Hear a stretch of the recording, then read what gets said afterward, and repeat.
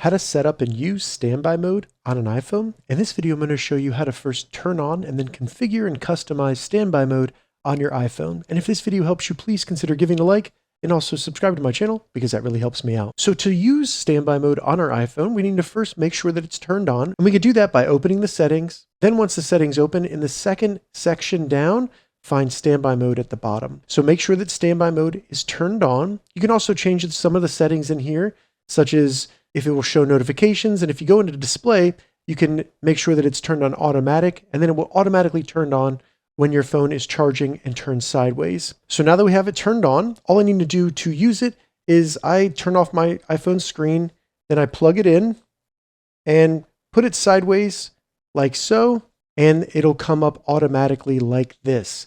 So now that it's up, to customize the widgets that are displayed, long press them. You'll need to unlock your iPhone or use Face ID. And then it's just like the widgets that are on your screen.